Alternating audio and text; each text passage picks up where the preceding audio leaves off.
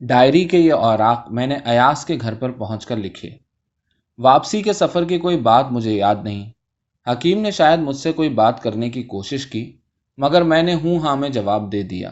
میرا دماغ بھن بھنا رہا تھا۔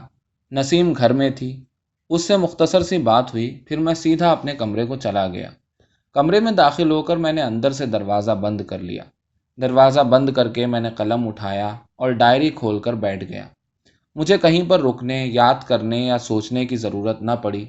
یوں محسوس ہو رہا تھا جیسے کوثر کی ماں کا ایک ایک لفظ میرے ذہن کی دیواروں پر کندہ ہو گیا ہے اور دمک رہا ہے۔ جب میں نے لکھنا بند کیا تو تھکن سے چور ہو چکا تھا۔ بستر پر لیٹ کر میں نے آنکھیں بند کر لیں۔ میری آنکھوں کے سامنے کوثر کی ماں کا چہرہ آ گیا، بڑھاپے کی سلوٹوں والا بے جان چہرہ اور دھیمی سپاٹ آواز۔ میری بیٹی سچی ہے، جھوٹی نہیں۔ اب میں کسی کو کیا بتاؤں؟ اچانک میں نے دیکھا کہ اس چہرے کا روپ بدل گیا ہے، سلوٹیں غائب ہو گئی ہیں۔ اب وہ ایک جوان عورت کا چمکتا ہوا چہرہ ہے جو میں نے پہلے کبھی نہیں دیکھا، مگر اس کے باوجود جانا پہچانا ہے۔ وہ بچوں کی سی تیز، دہشت زدہ آواز میں کہہ رہی ہے، اماں مجھے پتہ نہیں کیا ہے، مگر ایک بات کا مجھے علم ہے۔ میں نے گھبرا کر آنکھیں کھول دیں، پھر بند کر لیں۔ وہ چہرہ وہیں پہ موجود تھا۔ جب میں نے دوبارہ آنکھیں کھولیں تو کوئی دروازے کو دھڑا دھڑ پیٹ رہا تھا۔ اس وقت مجھے پتا چلا کہ میں کئی گھنٹے تک سوتا رہا ہوں۔ میں نے اٹھ کر دروازہ کھولا۔ ایاز کھڑا تھا۔ باہر شام پڑ چکی تھی۔ ہم نے آتش دان کے پاس بیٹھ کر چائے پی۔ میرا ذہن کافی حد تک ٹھہر چکا تھا۔ تم تو ایسے دکھائی دے رہے ہو جیسے کئی دن کے سفر سے لوٹے ہو، ایاز ہنس کر بولا۔ کوثر کی ماں سے ملاقات ہوئی؟ ہاں، میں نے کہا۔ کچھ پتا چلا؟ میں اٹھ کر اپنے کمرے میں گیا اور ڈائری اٹھا کر لے آیا۔ اسے پڑھ کر دیکھ لو، میں نے کہا۔ ایاز نے ڈائری میرے ہاتھ سے لے لی، مگر اسے کھول کر نہیں دیکھا۔ وہ نسیم سے باتوں میں مصروف تھا۔ ان کی گفتگو سے معلوم ہوا کہ رات کھانے پر کچھ لوگ مدعو ہیں۔ اس بارے میں دو ایک باتیں کرنے کے بعد ایاز اٹھا اور ڈائری لے کر اپنے کمرے میں چلا گیا۔ کچھ دیر بعد نسیم بھی اٹھ کر کھانے کے انتظام میں مشغول ہو گئی۔ میں وہیں بیٹھا ایاز کے بچوں سے کھیلتا رہا۔ آگ بجھنے لگی تو میں نے چند خشک لکڑیاں اٹھا کر آتش دان میں ڈال دیں۔ چند منٹ تک دھواں دینے کے بعد وہ بھبک کر جل اٹھی۔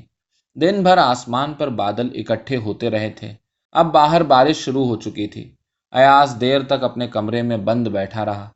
گھر بھر میں ماحول اب کم و بیش ساکن تھا، جیسے مہمانوں کی آمد سے قبل اکثر ہوتا ہے۔ کھانے کے کمرے اور باورچی خانے سے نسیم کے چلنے پھرنے اور کوئی کوئی بات کرنے کی آواز آ رہی تھی۔ بچے خاموشی سے اس کے آس پاس کہیں اپنے آپ میں مشغول تھے۔ ایاز اپنے کمرے سے باہر نہیں آیا تھا۔ اس وقت آتش دان کے پاس اکیلے بیٹھے بیٹھے مجھے ایک عجیب بات کا خیال آیا۔ میں نے محسوس کیا کہ اب میں کبھی کوئی کہانی نہیں لکھوں گا۔ اس خیال نے مجھے پریشان کر دیا۔ پھر اس پریشانی کو دور کرنے کے لیے میں آنے والے مہمانوں کے بارے میں سوچنے لگا۔ میں نے کبھی ایاز کے گھر پر ہونے والی دعوتوں کا شوق سے انتظار نہ کیا تھا، مگر اس بھاری دن سے گزرنے کے بعد مہمانوں کی آمد کا خیال بے حد خوشکن معلوم ہو رہا تھا۔ میں گویا بے صبری سے ان کا انتظار کرنے لگا۔ اس دن کے واقعات نے میرے خیالات کو خرد برد کر دیا تھا۔ کوئی ایک گھنٹے کے بعد ایاز اپنے کمرے سے باہر آیا۔ اس نے چپکے سے لا کر ڈائری میرے ہاتھ میں پکڑا دی اور خود آتش دان کے سامنے ٹانگیں پھیلا کر ہاتھ بغلوں میں دے کر کھڑا ہو گیا۔ وہاں پر وہ دیر تک کھڑا آگ کے شعلوں میں دیکھتا رہا۔ نسیم ایک بار کمرے میں داخل ہوئی اور بولی، کپڑے تبدیل نہیں کرو گے؟ جا رہا ہوں، ایاز نے جواب دیا، مگر مجھ سے اس نے کوئی بات نہ کی۔ صرف ایک آدھ مرتبہ گہری نظروں سے مجھے دیکھا، جیسے کچھ کہنا چاہتا ہو مگر کہہ نہ پا رہا ہو۔ پھر اچانک وہ پلٹ کر لباس تبدیل کرنے چلا گیا۔ میں اسے کمرے سے جاتے ہوئے دیکھتا رہا۔ اس کی چال میں، اس کے کندھوں کے خم میں، اس کے بدن کی ڈھال میں ایک ایسی کیفیت تھی جیسے کوئی بیش قیمت شے ہاتھ سے نکل گئی ہو، یا جیسے کسی خیال کا زور بالآخر ٹوٹ گیا ہو۔ وہ سر جھکا کر چل رہا تھا۔ رات کا کھانا پرلطف رہا۔ میں نے ایاز کے گھر پر اس سے کہیں بڑی بڑی محفلوں اور شاندار ضیافتوں میں شرکت کی ہے، مگر اس محفل کا رنگ میرے اندر اس طرح محفوظ ہے جیسے وقت نے اسے چھو کر نہ دیکھا ہو۔ مجھے محسوس ہوتا ہے کہ اس شام کو میرا دماغ ایک نچڑے ہوئے شہد کے چھتے کی مانند تھا، جس کے ہزاروں چھوٹے چھوٹے خانے منہ کھولے دنیا کے نئے رس کو اپنے آپ میں سمونے کے لیے تیار بیٹھے تھے۔ کھانے کی میز پر 5 مہمان تھے۔ میں ان سب سے پہلے سے متعارف تھا۔ دو وکیل تھے، خلیق اور مبشر۔ خلیق ایاز کا ہم عمر اور اس کے ساتھ کا پڑھا ہوا تھا۔ مبشر ایک جوان بیرسٹر تھا۔ تیسرا مہمان فیاض تھا۔ فیاض ایک انگریزی اخبار کا ایڈیٹر تھا۔ اس کا ایک مقدمہ کسی زمانے میں ایاز نے لڑا تھا اور بعد میں فیاض نے ہی ایاز سے انگریزی میں مضمون لکھوا کر اپنے اخبار میں چھاپنے شروع کیے تھے۔ اس وقت ایاز ایک دوسرے اخبار میں کام کرتا تھا۔ آخری دو مہمان اظہر اور اس کی بیوی تھے، جو گھر کے ہی افراد تھے۔ سب سے پہلے اظہر اور اس کی بیوی آئے تھے۔ میں نے اٹھ کر دروازہ کھولا۔ چند منٹ میرے پاس رکنے کے بعد وہ دونوں گھر کے اندر چلے گئے، جہاں اظہر کی بیوی کلثوم نسیم کے کمرے میں جا کر اس سے باتیں کرنے لگی، اور اظہر کچھ دیر تک باورچی خانے، کھانے کے کمرے اور پچھلے برآمدے میں منڈلانے اور نوکروں اور بچوں کے ساتھ باتیں کرنے کے بعد خود بھی اسی کمرے میں جا پہنچا جہاں اس کی بہن اور بہنوئی کھانے کے لیے تیار ہو رہے تھے۔ کچھ دیر کے بعد خلیق اور فیاض آ پہنچے۔ وہ دونوں اکٹھے آئے تھے۔ ہم تینوں آگ کے سامنے کھڑے ہاتھ سینکتے ہوئے ایک دوسرے کا حال چال پوچھ رہے تھے کہ اندر سے ایاز اور اظہر برآمد ہوئے۔ چند منٹ تک ہم سب وہاں کھڑے ملتے ملاتے رہے۔ پھر خلیق نے اظہر اور ایاز سے کوئی ایسی بات چھیڑ دی جس کا مختلف عدالتوں سے تعلق تھا اور جو غالباً دن بھر سے چھڑی ہوئی تھی۔ فیاض میری طرف متوجہ ہو گیا۔ وہ مجھ سے میری ایک کہانی کے بارے میں پوچھنے لگا جو اس کی رائے میں سیاسی مطلب رکھتی تھی اور پہلی بار ایک نیم گرم مقبول عام پرچے میں شائع ہوئی تھی۔ مجھے یہ جان کر ذرا سی حیرت ہوئی کہ اس قسم کا پرچہ اس کی نظر سے گزرا کرتا تھا۔ میں فیاض کے بارے میں کوئی اونچی رائے نہ رکھتا تھا، پھر بھی وہ ایک بڑے انگریزی اخبار کا مدیر تھا، اور میں کسی حد تک اس مقولے کا قائل ہوں کہ ایک آدمی اگر کسی حیثیت کو پہنچ جائے تو اس کے اندر کم و بیش اس حیثیت کے برابر اہلیت پیدا ہو جاتی ہے۔ فیاض کی شکل و صورت خاصی مروب کن تھی۔ وہ کوئی 50 کے لگ بھگ کا آدمی تھا، مگر اس کے سر پر سفید لمبے لمبے گھنے بال تھے۔ وہ بھاری سیاہ فریم والا چشمہ لگاتا تھا اور ہمیشہ سفید کرتے پاجامے اور سفید سوتی واسکٹ میں ملبوس ہوتا تھا۔ سردی کے موسم میں وہ اوپر سفید شیروانی پہن لیا کرتا تھا۔ اس کا بات کرنے کا انداز نہایت نفیس، بھاری بھرکم اور با علم تھا۔ اپنے تجربے کے اندر میں نے ایسی وضاقتہ رکھنے والے جتنے لوگوں سے واقفیت حاصل کی ہے، بعد میں ان کی استعداد کے بارے میں مجھے مایوسی ہی ہوئی ہے۔ چنانچہ فیاض اپنی حیثیت اور اپنے خلوص کے باوجود ہمیشہ مجھ کو بہروپیہ سا لگا کرتا تھا۔ ہم باتیں کرتے کرتے کرسیوں پر بیٹھ چکے تھے۔ اس شام کو میری کیفیت کچھ ایسی تھی کہ میں کسی سے اپنی کہانیوں کے بارے میں بات کرنا نہ چاہتا تھا۔ فیاض نفیس مزاج کا آدمی تھا۔ میری جانب سے سرسری سا لہجہ دیکھ کر اس نے سوالات کرنے چھوڑ دیے اور مجھے اپنی رائے سے آگاہ کرنے لگا۔ ایاز کے گروپ کی گفتگو خاصی اونچی آوازوں میں جاری تھی۔ نسیم اور بچوں کی آوازیں دوسرے کمروں سے آ رہی تھیں۔ چند منٹ کے بعد فیاض اچانک کرسی چھوڑ کر اٹھ کھڑا ہوا۔ میں نے مڑ کر دیکھا تو نسیم اور کلثوم کمرے میں داخل ہو رہی تھیں۔ بھائی بیٹھے رہیے، نسیم نے سب سے مخاطب ہو کر دونوں ہاتھ ہوا میں لہرائے۔ وعلیکم السلام۔ آپ تو آج کل نظر ہی نہیں آتے بھائی، وہ اظہر کے ساتھ والی کرسی پر بیٹھتے ہوئے دور سے فیاض کو مخاطب کر کے بولی۔ کہاں غائب رہتے ہیں؟ غائب کہاں رہتا ہوں حضور، فیاض بولا، اپنے دفتر میں بیٹھا مکھیاں مارا کرتا ہوں اور آپ کے دعوت نامے کا انتظار کرتا رہتا ہوں۔ اچھا، نسیم ہلکے سے طنز کے ساتھ بولی، سنا تھا آپ آج کل بہت مصروف رہتے ہیں۔ جناب ہمیں کون پوچھتا ہے، فیاض بولا، اور بات کرتا ہوا جلدی سے بڑھ کر نسیم کے پاس کرسی پہ جا بیٹھا۔ میں اکیلا ایک طرف بیٹھا رہ گیا۔ کچھ دیر کے بعد میں اٹھ کر کھڑکی کے پاس گیا اور پردہ اٹھا کر شیشے سے باہر جھانکنے لگا۔ بارش زوروں پہ ہو رہی تھی۔ میرے عقب پر کمرہ آوازوں سے گونج رہا تھا، مگر میرے دل میں ابھی تک ہو کا عالم تھا۔ میں نے پردہ گرا دیا اور واپس چلا آیا۔ اب ہم ساتوں ایک نصف دائرے میں کرسیوں پر بیٹھے تھے۔ فیاض ابھی تک نسیم کو باتوں میں لگائے ہوئے تھا۔ میری دائیں جانب کلثوم بیٹھی تھی۔ ہم کئی سال سے گو ایک دوسرے کو جانتے تھے، مگر اتفاق ایسا ہوا تھا کہ ہماری آپس کی رغبت کبھی بڑھ نہ سکی تھی۔ اس وقت وہ خاموش بیٹھی تھی۔ میں نے رسمی طور پہ اس سے ایک آدھ بات کی۔ جب گفتگو میں ایک وقفہ آیا تو نسیم نے ایاز سے کہا، مبشر صاحب ابھی نہیں آئے؟ ہاں، ایاز گھڑی پر نظر ڈال کر بولا، مبشر ابھی تک غائب ہے۔ مبشر بہت مصروف آدمی ہے بھائی، خلیق خاص اپنائیت کے انداز میں بولا۔ میں نے ساتھ لے کر آنے کی پیشکش کی تھی، مگر اس نے رد کر دی۔ اصل میں اسے لاء کالج میں کسی یونین کے جلسے میں جانا تھا۔ 5-10 منٹ اور انتظار کر لیتے ہیں، ایاز ہولے سے بولا۔ نسیم نے سر ہلا کر اس سے اتفاق کیا۔ موسم خراب ہے، فیاض بولا، شاید نہ ہی پہنچ سکے۔ وہ بڑا باضابطہ آدمی ہے یار، خلیق نے کہا، ضرور آئے گا، ورنہ فون تو ہر حال میں کر دے گا۔ کچھ دیر کے بعد فون کی گھنٹی بجی تو ایاز نے لپک کر فون اٹھایا۔ سب لوگ متوقع تھے کہ مبشر کا فون ہوگا، مگر ایاز نے آ کر بتایا کہ اظہر کے ایک اسسٹنٹ کا فون ہے، جس نے اگلی صبح کی ایک پیشی کے بارے میں ایک ضروری پیغام دیا ہے۔ ایاز اظہر کو پیغام سنانے لگا۔ اظہر نے کہا، یار مجھے ہی فون دے دیا ہوتا۔ ایاز بولا، چھوڑو یار، تم نے بھی ایک سے ایک چغت اکٹھا کر رکھا ہے، میں اسے اچھی طرح سے جانتا ہوں، کاروائی ڈال رہا تھا اور کوئی بات نہیں۔ خلیق شرارت سے بولا، دیکھ بھائی اظہر، میں نے تو پہلے ہی تم سے کہہ دیا ہے، اپنے بھائی کا خیال رکھ، تیری پریکٹس کو سبوتاز کرنے کے پیچھے پڑا ہے۔ خلیق بھائی، نسیم بولی، اگر آپ ہمارے گھر میں فساد ڈالنے کی کوشش کریں گے تو پھر دیکھ لیجئے۔ آپ کو کھانا نہیں ملے گا، فیاض نے جلدی سے کہا۔ خلیق قہقہا لگا کر ہنس پڑا۔ ابھی یہ باتیں ہو رہی تھیں کہ دروازے کی گھنٹی بجی۔ ایاز نے دروازہ کھولا تو مبشر کھڑا تھا۔ اس کے بالوں سے پانی ٹپک رہا تھا۔ اس نے اپنا گیلا چشمہ اتار کر ہاتھ میں پکڑ رکھا تھا اور پانی سے بھرے ہوئے جوتے پائیدان پر سرگرمی سے پٹک پٹک کر خشک کرنے میں مصروف تھا۔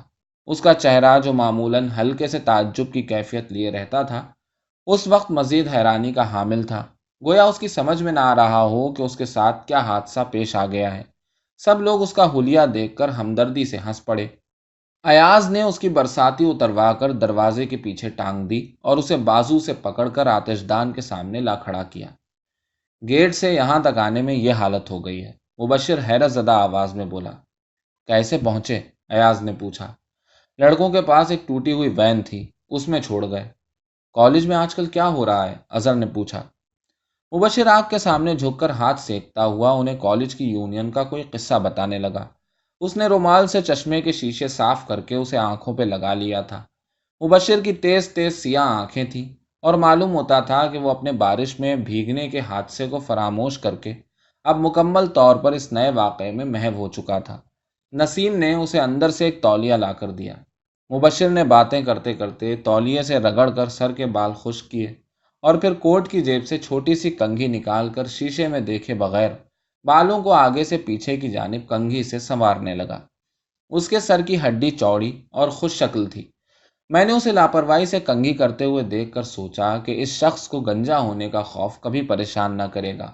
اس کا مضبوط جسم سوٹ کے اندر پھنسا ہوا دکھائی دے رہا تھا۔ کالج کے زمانے میں وہ یونیورسٹی کا ایتھلیٹ رہا تھا۔ مبشر ایسے نوجوانوں میں سے تھا جن کی کامیابی اور ہر دل عزیزی ان کی پیشانی پہ لکھی ہوتی ہے۔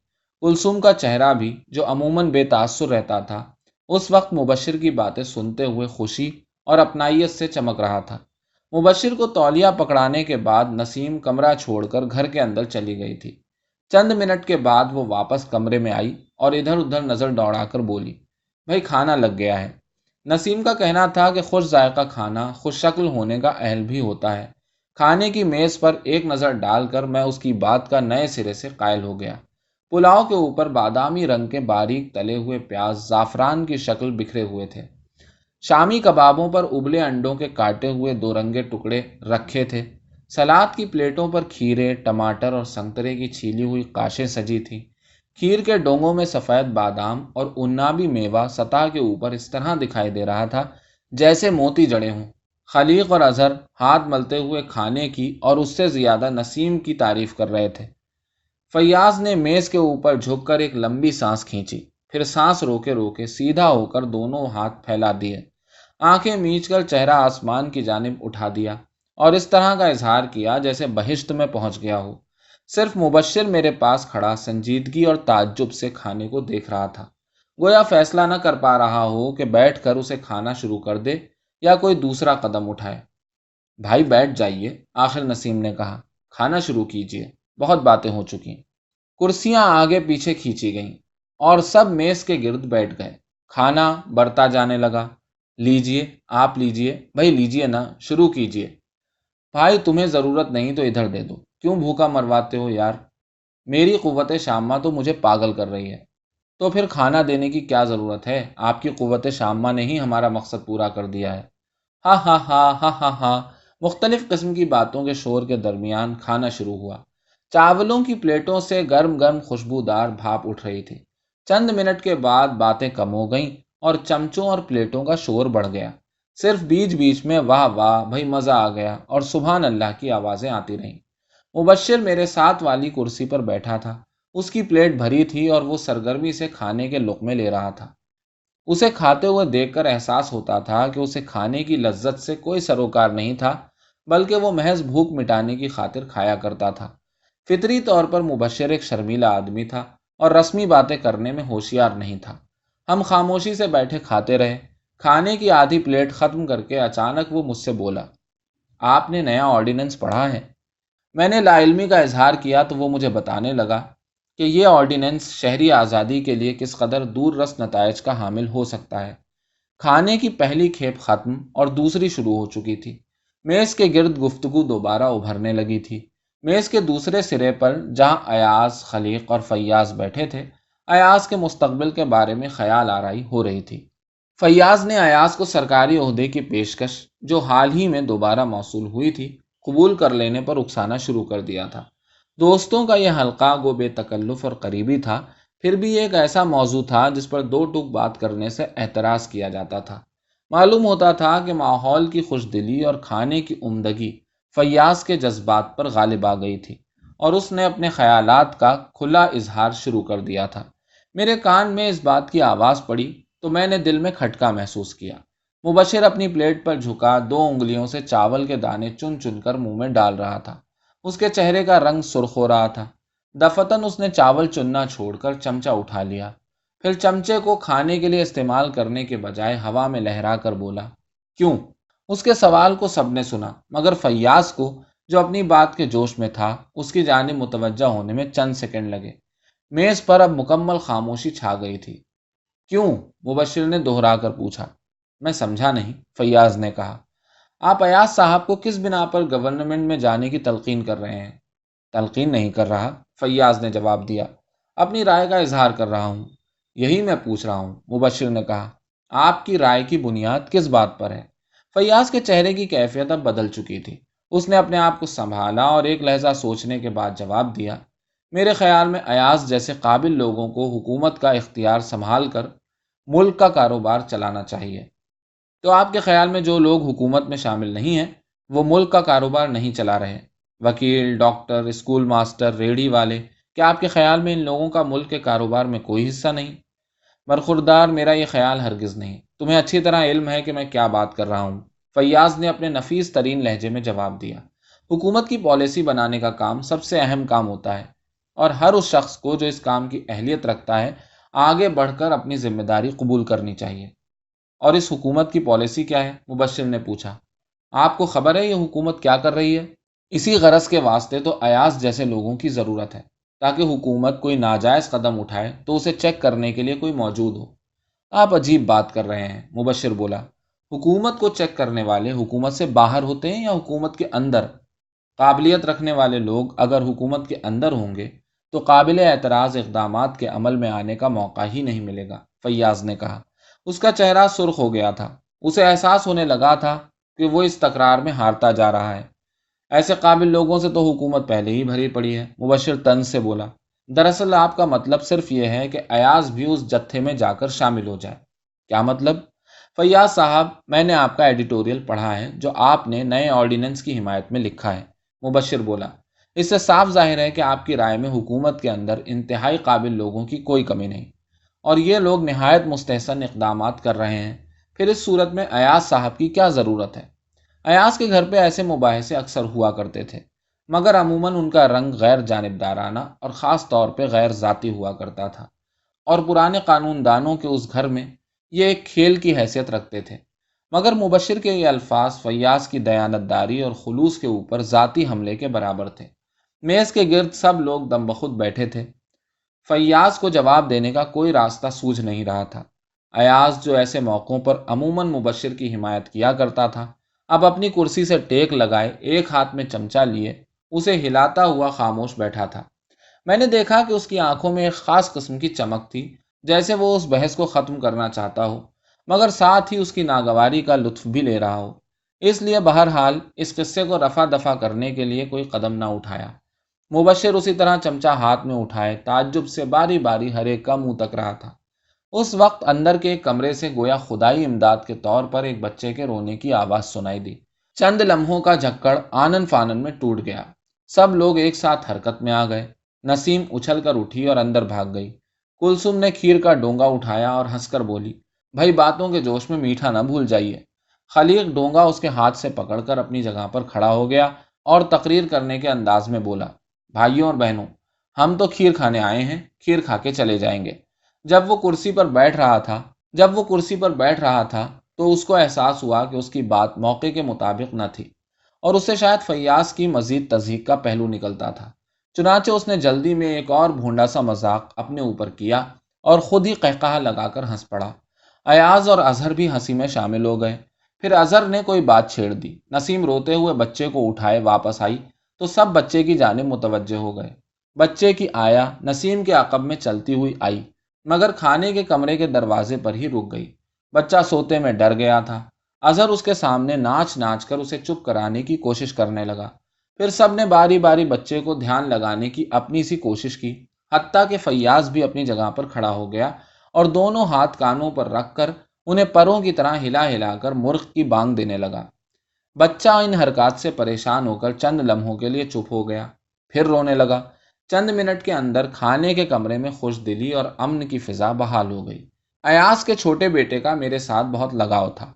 कुछ देर के बाद जब उसने रोना बंद किया तो उसकी माँ ने उसे सुलाने की कोशिश की, मगर इतने लोगों को देखकर बच्चे की नींद उड़ चुकी थी। मैंने उठकर हाथ आगे बढ़ाए। बच्चा मेरे पास आ गया। मैं उसे लेकर कुर्सी पर बैठ गया और खीर में से मेवे चुन चुन कर उसे खिलाने लगा। मेज पर अब सेबों और संतरों की रकाबियां आ गई थीं। फैयाज और मुबशिर ने आहिस्ता आहिस्ता अब खुलकर बात करनी शुरू कर दी थी। फैयाज ने पिछली बात के सिलसिले में एक आध मजाक भी किया, जिसका मुबशिर ने खुशदिली से जवाब दिया। अभी सब मेज पर ही बैठे थे कि अजहर ने रवानगी का ऐलान कर दिया। चारों तरफ से रस्मी मायूसियों का इजहार किया गया। घर का आदमी होने के ये मजे हैं। खाया और उठ के चल दिए। खलीक बोला, हम ऐसा करने की जुर्रत करें तो बोलें, अबे क्या होटल समझ रखा है? अजहर हंसने लगा। नसीम खलीक की जानिब उंगली हिलाकर बोली, आप अपनी बातों से बाज नहीं आते ना खलीक भाई। खलीक ने बनने के अंदाज में सीने पर दोनों हाथ जोड़कर सर झुका दिया। चंद मिनट के बाद अजहर और कुलसुम उठ खड़े हुए। उनके साथ साथ बाकी सब लोग भी रुमालों से हाथ पोंछते और तीलियों से दांत साफ करते हुए उठ बैठे। मैंने अपनी कुर्सी छोड़कर उठने की कोशिश की तो बच्चा मुंह बिसूरता हुआ मेज पर पड़े छुरी कांटों की जानिब जिनसे वो खेल रहा था लपक पड़ा। मैं दोबारा कुर्सी पर बैठ गया। अजहर और कुलसुम ने जाते जाते बच्चे को प्यार किया। मैंने वहीं बैठे बैठे उन्हें अलविदा कह दिया। सब लोग खाने के कमरे से निकल गए। सिर्फ मैं बच्चे को गोद में लिए बैठा रह गया। बाहर वाले कमरे से शब बखैर की आवाजें आ रही थीं। अजहर और कुलसुम रुखसत हो रहे थे। फिर दरवाज़ा बंद हो गया। बाहर कार चलने की आवाज़ आई। बाकी लोग अब अंदर आकर आतिशदान के पास बैठ गए थे। नसीम कॉफ़ी बनाने के लिए बावर्ची खाने चली गई। मैं छुरी कांटों की मदद से मेज़ पर मुख्तलिफ शक्लें बनाकर बच्चे के साथ खेलता और बातें करता रहा। मेरे और उसके दरमियान एक बड़ा रिश्ता कहानी सुनाने का था। खेलते खेलते उसे कहानी याद आ गई और वो इसरार करने लगा। मैंने उसे एक मुख्तसर सी कहानी सुनानी शुरू कर दी। दूसरे कमरे से हंसने की आवाज़ें आ रही थीं। नसीम जब कॉफ़ी लेकर गुजरी तो बोली, चलिए भाई, ये बच्चा तो रात भर आपको यहीं बिठाए रखेगा। मैं उठकर नसीम के हमराह दूसरे कमरे में चला आया। आग बुझ रही थी। अयाज ने अंदर से खुश्क लकड़ियां लाकर आग पर रख दी। चंद मिनट में लकड़ियां शोले देने लगी। बच्चा अभी तक मेरे साथ चिपका बैठा था। मैं एक हाथ से उसे संभाले दूसरे हाथ से कॉफ़ी पी रहा था। खलीक, मुबशिर और अयाज अपने किसी जानने वाले वकील का जिक्र कर रहे थे, जिसने प्रैक्टिस शुरू कर रखी थी और अदालतों की नज़रों में गिरता जा रहा था। मैंने कॉफ़ी की प्याली खाली करके मेज़ पे रखी तो मेरी नज़र नसीम पर पड़ी, जो मेरी डायरी मेज़ से उठाकर हाथ में लिए बेख्याली से उसके वरक उलट रही थी और साथ साथ फैयाज से बातें करती जा रही थी। कुछ देर के बाद बच्चे को नींद आने लगी। उसे ऊँगते देखकर नसीम उठ खड़ी हुई। भाई मैं तो अब चली, वो बच्चे को मेरी गोद से लेते हुए बोली। फैयाज, खलीक और मुबशिर अपनी जगहों से उठने लगे तो वो जल्दी से बोली, बैठिए भाई, आप बैठिए। अयाज तो रात को 12 बजे से पहले नहीं सोते। मुझे नींद आ जाती है। खुदा हाफिज। भाभी, बहुत बहुत शुक्रिया खाने का, फैयाज ने कहा। भाई नसीम, अगली बार कब आएं? खलीक बोला। دن بتا دو، ابھی سے تیاری شروع کر دیں۔ بھوکا رہنے کی؟ فیاض نے پوچھا۔ جب آپ کا دل چاہے تشریف لائیں خلیق بھائی، آپ کا اپنا گھر ہے، نسیم نے کہا۔ خدا حافظ۔ خدا حافظ، مبشر تیزی سے بولا۔ خدا حافظ، نسیم نے پیار سے اس کی طرف دیکھتے ہوئے جواب دیا۔ نسیم کے جانے کے بعد چند منٹ تک گفتگو میں وقفہ آ گیا۔ پھر خلیق اور ایاز نے اپنی بات وہاں سے شروع کر دی جہاں پہ چھوڑی تھی۔ مبشر ان کی گفتگو سے نکل گیا تھا۔ وہ اب کرسی پہ خاموش بیٹھا حیرت سے آگ کے شعلوں کو دیکھ رہا تھا۔ فیاض نے فراغت کے ساتھ اپنے پائپ کو صاف کیا، پھر اس میں تمباکو بھر کر سلگا لیا۔ کمرے میں فیاض کے پائپ اور خلیق کے سگریٹوں کا دھواں بھر گیا تھا۔ میں اٹھ کر کھڑکی کے پاس گیا اور اس کا ایک پٹ کھول کر باہر دیکھنے لگا۔ باہر سے گیلی گیلی خنک ہوا کا ایک جھونکا میرے چہرے سے آ کر ٹکرایا۔ میں نے کھڑکی میں کھڑے کھڑے متعدد لمبے لمبے سانس لیے۔ کمرے میں اب خلیق، ایاز اور فیاض کی دھیمی شکم سیر آوازوں کی گنگناہٹ تھی۔ باہر بارش ایک بار رک کر دوبارہ شروع ہو رہی تھی۔ گھاس پر اور باغ کے درختوں پر اور سڑک سے گزرتی ہوئی سواریوں پر اور دور دور تک گھروں پر بارش کی روشنیاں جھلملا رہی تھیں۔ بارش ابھی ہو رہی ہے؟ ایاز نے پوچھا۔ ہاں، میں نے جواب دیا۔ سرد ہوا نے میرے بدن میں ہلکی سی کپ کپی پیدا کر دی تھی۔ میں کھڑکی بند کر کے لوٹ آیا۔ ایاز، خلیق اور فیاض نے اب ملک کے عام حالات کے بارے میں باتیں شروع کر دی تھی، مگر ان کی گفتگو زیادہ تر ذاتیات تک محدود تھی۔ کون کیا بن گیا ہے، کون کیا بن رہا ہے اور کون کس چکر میں ہے، موضوع دلچسپ تھا۔ آہستہ آہستہ میں بھی اس میں شامل ہو گیا۔ مبشر اسی طرح سکتے کے عالم میں بیٹھا تھا۔ بعد میں اس نے دو ایک باتیں کیں، مگر بیشتر وقت وہ قناعت سے خاموش بیٹھا رہا۔ رات کے کھانے اور دوستوں کی مجلس نے میرے دل کی حالت سنوار دی تھی۔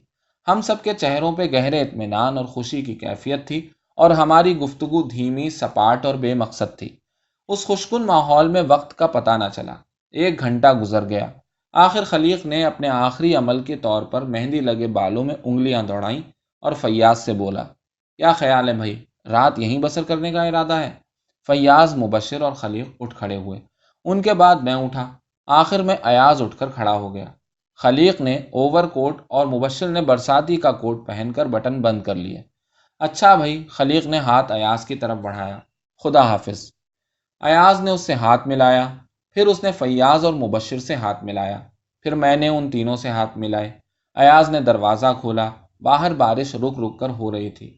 ہوا زوروں پہ تھی۔ ہوا کی خنکی کو محسوس کر کے ایاز نے ایک جھرجھری لی۔ خلیق کی موٹر برآمدے کے آگے کھڑی تھی۔ وہ دروازہ کھول کر جلدی سے موٹر میں داخل ہو گیا۔ فیاض اس کے ساتھ آگے اور مبشر پیچھے کی سیٹ پر جا بیٹھا۔ کھٹاک کھٹاک دروازے بند ہوئے، پھر گاڑی سٹارٹ ہوئی۔ موٹر کے اندر ان تینوں نے اور برآمدے میں نے اور ایاز نے ہاتھ ہلا کر الوداع کہا۔ موٹر گیلی مٹی اور پانی کے چھینٹے اڑاتی ہوئی گیٹ سے باہر نکل گئی۔ ایاز سڑک کو دیکھتا رہا۔ بارش رکنے لگی تھی، مگر آخری دموں کی باریک پھوار ہوا کے تھپیڑوں کے ساتھ آدھے برآمدے تک آ رہی تھی۔ ایاز ہاتھ پتلون کی جیبوں میں دیے برآمدے کی دیوار کے ساتھ لگ کر کھڑا تھا۔ مجھے سردی محسوس ہونے لگی۔ چلو یار، میں نے کہا، بھیگنے کی صلاح ہے؟ ایاز اسی طرح کھڑا رہا۔ موٹر کی عقبی روشنیاں موڑ کاٹ کر غائب ہو چکی تھیں، مگر ایاز کی نظریں اندھیرے پر لگی تھیں۔ اس نے چند گھنٹے اپنے پرانے اور عزیز دوستوں کی محفل میں گزارے تھے۔ اب آدھی رات کا وقت ہو گیا تھا اور ایک ایک کر کے سب اپنے گھروں کو روانہ ہو چکے تھے۔ رات سنسان پڑی تھی۔ ایک لمحے کے لیے میں نے محسوس کیا گویا میں کسی اجنبی کو دیکھ رہا ہوں۔ ایاز کی ٹائی کی گانٹھ اس کے سینے پر لٹک رہی تھی۔ اس کے بال آدھے سے زیادہ سفید ہو چکے تھے اور اس کا چہرہ جوانی اور بڑھاپے کے طویل سنگم پر اٹکا کھڑا تھا۔ مجھے یوں لگا جیسے میں ایاز کے گھر کے برآمدے میں نہیں، بلکہ کہیں اور کسی ناواقف مقام پہ کھڑا ہوں۔ مجھے دنیا کے بے اصل ہونے کا احساس ہوا۔ چلو، آخر ایاز بولا، اب کون گیٹ بند کرنے جائے؟ ہم دوبارہ کمرے میں داخل ہوئے تو محسوس ہوا کہ کمرہ باہر کی نسبت کتنا گرم تھا۔ دروازہ بند کر کے ایاز نے گھڑی پر نظر ڈالی۔ 12 بجنے والے ہیں، وہ جمائی لے کر بولا۔ نسیم، اس نے عادتاً پکارا۔ سو گئی ہے، وہ اپنے آپ سے بولا۔ اچھا بھائی، تمہارا تو پڑھنے لکھنے کا وقت اب ہو رہا ہے، وہ مجھ سے بولا۔ میں تو چلا، کل ملاقات ہوگی، خدا حافظ۔ مجھے پیاس محسوس ہو رہی تھی۔ میں پانی کی تلاش میں باورچی خانے کی جانب بڑھا۔ گلاس میں پانی ڈالتے ہوئے میری نظر کھڑکی سے باہر گئی تو پچھلے برآمدے میں مجھے اندھیرے کے اندر ایک سر دکھائی دیا۔ میں نے ہاتھ روک کر غور سے دیکھا تو کوئی کرسی پہ بیٹھا تھا۔ برآمدے کا یہ حصہ دو طرف سے جالی لگا کر بند کر دیا گیا تھا اور دن کے وقت دھوپ میں بیٹھنے کے لیے استعمال ہوتا تھا۔ میں نے بھرا ہوا گلاس میز پر رکھ دیا اور دبے پاؤں باورچی خانے کے پچھلے دروازے کی طرف بڑھا۔ دروازہ آدھا کھلا ہوا تھا۔ میں نے دروازے سے سر نکال کر دیکھا۔ چند لمحے تک مجھے کچھ دکھائی نہ دیا۔ جب میری آنکھیں اندھیرے میں دیکھنے کے قابل ہوئیں تو میں دروازے سے نکل کر ایک قدم آگے بڑھا۔ اب میں اندھیرے میں کھڑا تھا اور صاف طور پہ دیکھ سکتا تھا، یہ نسیم تھی۔ وہ کندھوں کے گرد شال لپیٹے، دونوں بازو سینے پہ باندھے کرسی پر سیدھی بیٹھی تھی۔ اس کی گود میں میری ڈائری پڑی تھی۔ نسیم، میں نے ہولے سے پکارا۔ اس نے ذرا سا منہ پھیر کر مجھے دیکھا، پھر جلدی سے پرے کر لیا۔ وہ رو رہی تھی۔ میرا ہاتھ بجلی کے بٹن کی طرف اٹھا، پھر رک گیا۔ میری نظریں بے خیالی میں ادھر ادھر بھٹکنے لگیں۔ آسمان پہ بادل پتلے ہو گئے تھے اور عقب سے چاند کی روشنی ان کے اندر پھیلنے لگی تھی۔ بارش بند ہو چکی تھی، مگر ہوا تندی سے چل رہی تھی۔ رات کے اندر درخت شائیں شائیں کر رہے تھے۔ فروری کا موسم اپنا رنگ دکھا رہا تھا۔ میں نے دوبارہ نسیم کو پکارنے کے لیے منہ کھولا، مگر خاموش رہا۔ وہ اسی طرح کرسی پہ سیدھے بدن بیٹھی تھی۔ اس کے جسم میں نہ حرکت تھی نہ آواز، جیسے دنیا سے الگ تھلگ بیٹھی ہو۔ میں اسے وہیں چھوڑ کر الٹے پاؤں لوٹ آیا۔ کمرے میں واپس آ کر میں آتش دان کے پاس کرسی پر بیٹھ گیا۔ آگ بجھ چکی تھی۔ میں وہاں بیٹھا ایاز کا انتظار کرتا رہا۔ ابھی وہ نسیم کو پکارتا ہوا آئے گا، میں نے تصور کیا۔ نسیم باورچی خانے کی جانب سے نکلے گی۔ کہاں چلی گئی تھی؟ ایاز پوچھے گا۔ یہیں پر تھی، نسیم آہستہ سے مسکرا کر جواب دے گی۔ ذرا تازہ ہوا میں نکلی تھی، پھر وہ ایاز کے ہمراہ خواب گاہ کو لوٹ جائے گی۔ مگر ایاز کے آنے سے پہلے ہی میں اٹھ کر اپنے کمرے کو چلا آیا۔ اس بات کو 20 سال کا عرصہ گزر چکا ہے۔ ان 20 برسوں نے کیا کچھ نہیں دیکھ لیا۔ ایاز نے اس مقدمے میں ظفر کی جان بچا لی، مگر ظفر کو عمر قید ہو گئی۔ اس کے کچھ عرصے بعد ایاز نے سرکاری عہدہ قبول کر لیا۔ وہ ایڈوکیٹ جنرل بنا۔ 2 سال کے بعد اس نے استعفیٰ دے دیا اور دوبارہ پریکٹس کرنے لگا۔ پھر کچھ دیر کے بعد اس نے ایک نئی سیاسی جماعت میں شمولیت اختیار کر لی۔ انتخابات میں وہ پارٹی کے ٹکٹ پر لاہور کے ایک حلقے سے بھاری اکثریت کے ساتھ کامیاب ہوا۔ جب اس کی پارٹی کی حکومت بنی تو اسے وزیر قانون کا عہدہ ملا۔ کچھ دیر کے لیے وہ قائم مقام وزیر تجارت بھی رہا۔ کیا زمانہ تھا! ہم سب ہوا کے گھوڑے پر سوار تھے۔ پھر یکایک وقت پلٹ گیا۔ اوپر کا نیچے اور نیچے کا اوپر ہو گیا۔ آج کل ایاز بدعنوانی کے الزام میں جیل کاٹ رہا ہے۔ اس نے بدعنوانی کی یا نہیں، یہ ایک الگ کہانی ہے۔ اختیار کی وسعت کے ساتھ ساتھ بدعنوانی کے نئے نئے عنوان مقرر ہوتے ہیں، مگر ایاز اپنی زندگی سے مطمئن نظر آتا ہے۔ اس نے اپنی قابلیت کو پوری طرح استعمال کیا اور اپنی اہلیت کی حد کو پہنچا۔ اس سے زیادہ آدمی کس بات کی امید کر سکتا ہے؟ میں مہینے میں ایک بار ایاز سے ملاقات کے لیے لاہور جاتا رہتا ہوں۔ اسے جیل میں B کلاس ملی ہے۔ کل میں اس سے ملنے گیا تو اس کی طبیعت کچھ خراب تھی۔ کہنے لگا بد ہضمی ہے اور کچھ نہیں۔ کم بختوں نے میرا کھانا پکانے والا پھر بدل دیا ہے۔ میں نے پوچھا اب کون آیا ہے؟ تو بولا کوئی نیا بدھو ہے، بیوی کے قتل پر جیل کاٹ رہا ہے، کھانا پکانا بالکل نہیں جانتا۔ میں نے آج شکایت بھیجی ہے، میں نسیم کو تکلیف دینا نہیں چاہتا۔ پھر جیسے اچانک اس کو پرانا واقعہ یاد آ گیا۔ کہنے لگا تمہیں یاد ہے ایک زمانے میں ہم نے ایک شخص کا کیس لڑا تھا جس نے اپنی بیوی کو قتل کر دیا تھا؟ مجھے یاد ہے، میں نے جواب دیا۔ کچھ دیر تک وہ اپنے کمرے کی چھوٹی سی کھڑکی سے باہر دیکھتا رہا، جیسے یاد کر رہا ہو۔ پھر ہنس کر بولا تم نے اس کیس میں خوب سراغ رسانی کی تھی۔ میں بھی ہنس پڑا۔ میری آنکھوں کے سامنے وہ سارا واقعہ آ گیا۔ ایاز اب اکثر مجھ سے ماضی کی باتیں کیا کرتا ہے، گویا اس وقت کی کسر پوری کر رہا ہوں جب اس کے پاس بات کرنے کی فرصت نہ ہوتی تھی اور میں نسیم سے مل کر واپس آ جایا کرتا تھا۔ کبھی کبھی وہ مجھ سے کہتا ہے تمہارے پاس ٹیلنٹ ہے، کیوں اپنا وقت ضائع کرتے ہو؟ اپنے ملک کی کہانی لکھو، دیکھتے نہیں؟ وہ جوش میں آ کر کہتا ہے یہ ملک دنیا کی تاریخ کو دفن کر چکا ہے۔ ایسے موقعوں پر اسے دیکھ کر مجھے دکھ ہوتا ہے۔ وہ ایسے لوگوں میں سے ہے جنہیں عظمت چھو کر نکل جاتی ہے۔ 20 برس پہلے مجھے کیا خبر تھی کہ ہم ایک ایسے دور میں داخل ہو رہے ہیں جہاں ہماری ایک نسل کی نسل کا یہی حشر ہوگا۔ وہ لوگ اب کہاں ہیں؟ مبشر نے ایاز کے ساتھ ہی سیاسی جماعت میں شمولیت کی تھی۔ ہوتے ہوتے وہ صوبائی وزیر کے عہدے تک پہنچا، مگر آدمی ہوشیار تھا۔ وقت کی رفتار پہچان کر اچھے موقع پر استعفیٰ دے دیا اور پریکٹس کی جانب لوٹ آیا۔ آج کل وہ چوٹی کا وکیل ہے۔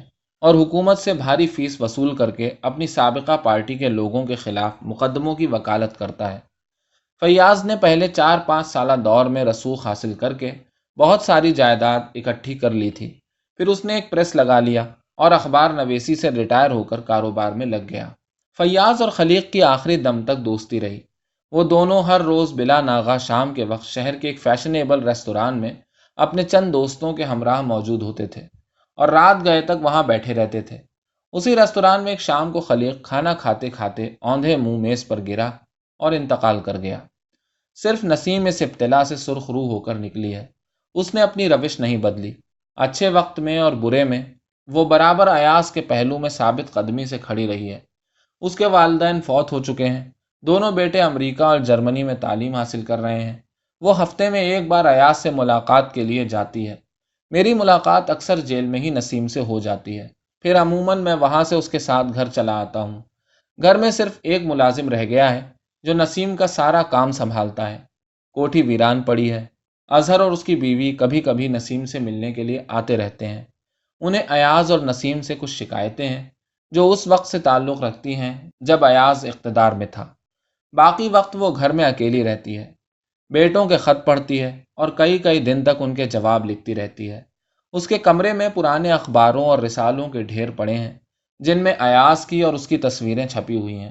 کبھی کبھار وقت گزاری کے لیے انہیں اٹھا کر پڑھتی ہے، مگر بیشتر وقت وہ اب اپنے کمرے میں کرسی پہ بیٹھی کھڑکی سے باہر دیکھتی رہتی ہے، جہاں باغ میں جگہ جگہ پہ گھاس اگائی ہے۔ شام کے وقت دیر تک اس کے کمرے میں بتی نہیں جلتی۔ اس کے چہرے کے نقوش ڈھہ گئے ہیں، مگر وہ لباس کے معاملے میں ابھی تک خاصی محتاط ہے۔ اس کی عمر بھر کی یہ ایک عادت ایسی ہے جو برابر چلی آ رہی ہے۔ اس کا ذوق شروع سے بہت عمدہ رہا ہے، اور جب بھی میں اس سے ملتا ہوں صاف ستھرا اور نفیس لباس اس کے زیب تن ہوتا ہے۔ مگر میرے چہرے پر آنکھیں لگی ہیں، میں دیکھ سکتا ہوں لباس کے اندر وہ ہڈیوں کی موٹ ہو چکی ہے۔ کئی بار مجھے خیال آتا ہے کہ اس عورت کو کس بات کا صلہ مل رہا ہے۔ اس نے ایک باعزت اور باوقار زندگی بسر کی ہے۔ مجھے دکھ ہوتا ہے۔ جہاں تک میری زندگی کا تعلق ہے، خدا کا شکر ہے بسر ہو رہی ہے، مگر 20 سال سے میں نے کوئی کہانی نہیں لکھی۔ البتہ ڈائری باقاعدگی سے لکھتا ہوں۔ ڈائری میں اپنے اوپر گزرے ہوئے واقعات قلم بند کرتا رہتا ہوں۔